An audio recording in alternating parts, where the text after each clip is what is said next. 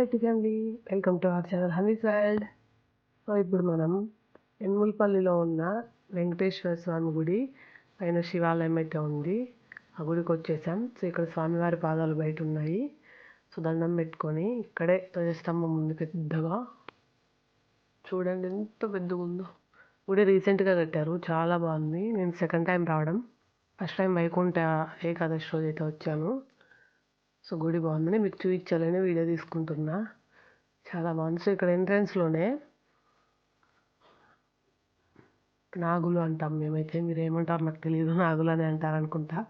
So అక్కడ చూడండి, ఆ యొక్క పాము పడగలో అమ్మవారి ఫేస్ని అయితే ఎంత డీటెయిల్గా చెక్కారు. ఇక్కడ ప్రతి ఒక్క విగ్రహం అలానే ఉంది. ఒకవైపు మన సాక్షి గణపతి, సేమ్ మన తిరుమలలో వరాహస్వామి ఎలాగైతే ఉంటారో సో ఇక్కడ కూడా వరాహస్వామి అయితే ఉంది. చూడండి పైన పేర్లు కూడా డీటెయిల్గా ఇచ్చారు. సో వీడియోని అందరూ స్కిప్ చేయకుండా చూడండి. మన ఛానల్ని సబ్స్క్రైబ్ చేసుకోండి, లైక్ చేయడం మర్చిపోవద్దు.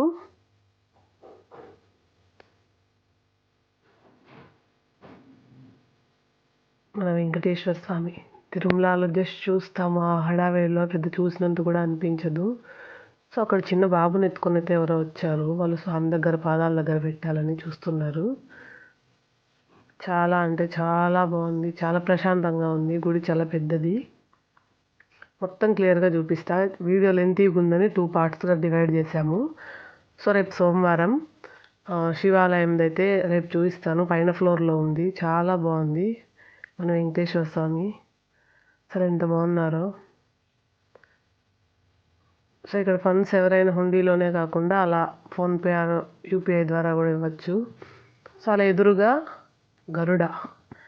గరుడుని చూడండి, అక్కడ పుల్హారం వేశారు. సో లోపలికి వెళ్ళలేదు నేను క్లారిటీగా తీయడానికి.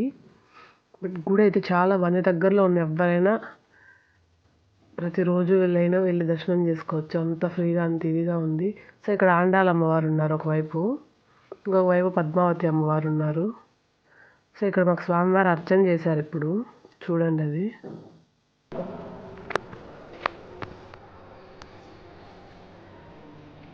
తర్వాత చేసుకుంటాను కూడా శ్రీ మహా విష్ణు ఆగ్నేయ ప్రవర్త మానస్య ఆద్య బ్రహ్మణః ద్వితీయ పరహార్దే శ్రీ శ్వేత వరాహ కల్పే వైవస్వత మన్వంతరే కలియుగే ప్రథమ పాదే జంబూ ద్వీపే భరత వర్షే భరత ఖండే దండకారుణ్య గోదావర్య దక్షిణ తీరే శాలివాహన శకే బౌద్ధావతారే రామక్షేత్రే అశ్విన్ వర్తమానేన వ్యవహారిక చంద్రమానేన ప్రభావాది సృష్టి సంవత్సరాదే మధ్యే శ్రీమతో మంగళకర శ్రీ మహా లక్ష్మీ వెంకటేశ్వర స్వామి దేవతా ఆరాధన పూజయాంశ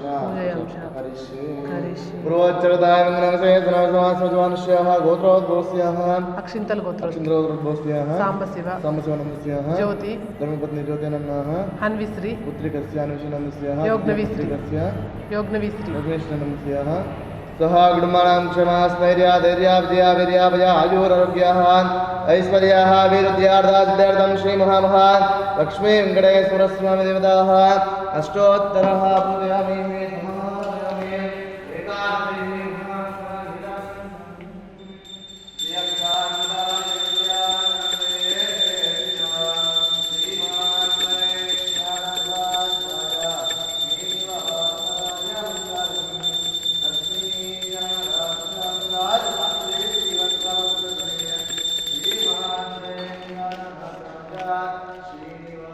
శివ. సో అక్కడ కింద లక్ష్మీదేవి అమ్మవారు కూడా ఉన్నారు. సో అందుకే వీడియో అక్కడ తీసాను. ఒకసారి చూడండి. అర్చన చేయించుకొని హారతి తీసుకొని గుడి చుట్టూ వచ్చాము. సో ఇక్కడ షిరిడి బాబా అండ్ అలాగే సత్యసాయి బాబా. సో గుడి చుట్టూ అవతారాలు ఉంటాయి కదా, కూర్మ అవతారం, మత్స్య అవతారం, వరాహ అవతారం. సో అలా అంతా మొత్తం డీటెయిల్గా శిల్పాలు కూడా చెక్కారు.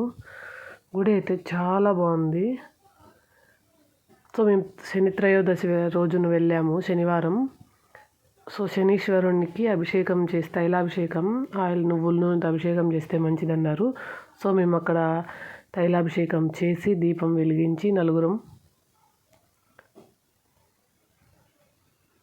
ఈ గుడి కూడా పైన ఫ్లోర్లోనే ఉంది ఈ శనీశ్వరుడి విగ్రహం. సో అక్కడ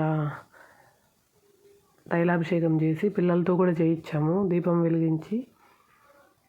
గుడి మొత్తం తిరిగి తిరిగి ఇంచు అంచు ప్రతి ఒక్కటి చూసాము. సో శనీశ్వరునికి తైలాభిషేకం చేస్తే మంచిదని చెప్పి ప్రతి ఒక్కరూ తైలాభిషేకం చేసినట్టున్నారు. మినమిన మెరుస్తున్నాడు. గుడి అయితే చాలా బాగుంది.